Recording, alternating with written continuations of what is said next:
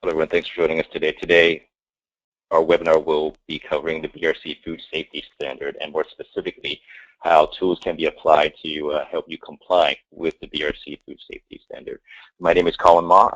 I'll be joined by Shyam, Khagram, my colleague, to cover the basics of the standard with you and to also cover the tools that we'll be able to provide you to enable you to meet this standard. So we've got a very simple agenda for today. We're going to start off with just a little bit about the BRC and the relevant BRC Global Standards, and then we're going to talk to you a little bit about how we can help you comply with those BRC Food Safety Standards. Now, whilst the BRC does cover a number of standards, we are focusing on food safety today. And as part of this webinar, we will be showing you a little bit, we will be talking to you about some of the useful tools that we can provide, and we'll have a question and answer session towards the end. So to begin with the BRC, or otherwise known as the British Retail Consortium, was formed in '92 and essentially it serves as an advocate for anyone within the retail industry and retail customers. There are over 18 specific policy action groups and 9 working groups, and there's over 175 member organizations. And essentially the BRC, whilst it is known as the British Retail Consortium, also produces the global standards that are used globally by organizations pretty much anywhere in the world.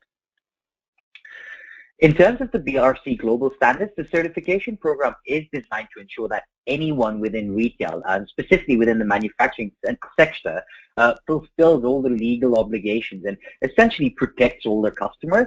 It is globally recognized and it has been used by over 22,000 suppliers in over 123 countries. And it is divided into 5 specific areas, namely food safety, consumer products, packaging and packaging materials, storage and distribution, and agents and brokers. As I mentioned earlier, we are going to be focusing on food safety today. So yeah, we are going to talk to you a little bit about the tools that we can provide to help with the food safety side of the BRC. Thanks, Shyam, for that. And now that we know a bit more about the BRC Food Standard, BRC itself, we'll now cover some of the steps you can take if you're interested in complying with the BRC Food Standard.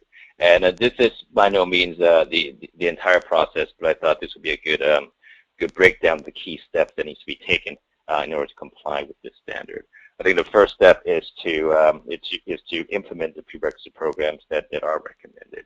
And these are usually specific procedures or instructions that are going to ensure that you have a production environment that is in prime operational condition when it comes to ensuring food safety. So, for example, introducing a program to instill food safety as within your workforce as a training program. That's something that you can do as a prerequisite program.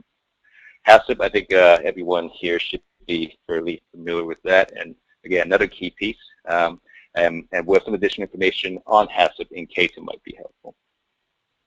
And having the right management systems when it comes to food safety and quality. These are really the key steps that you need to take to put in a holistic structure so that your company can manage food safety and quality effectively. When it comes time for you to actually go through that audit, having something like this in place would really benefit you and allow you to demonstrate that you have the structure and the process in place.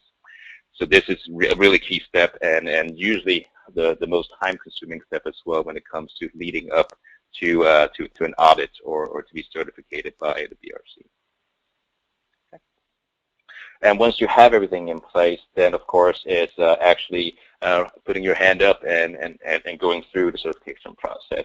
Now the BRC doesn't actually conduct the audits themselves. There are a number of certification bodies that are available that are dedicated for this purpose. So it's just a matter of selecting the right one that would work for you, and then you would go through this process to make sure that you can be certified.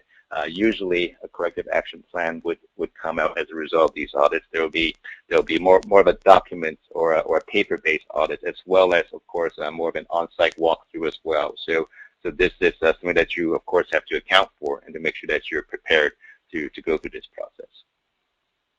And if there is a corrective action plan to be carried out, usually there is a time frame that we recommend for you to actually take the corrective actions and to make sure that you are in line to actually secure the recommendation from the certification body to be certificated by the BRC for the food safety standard.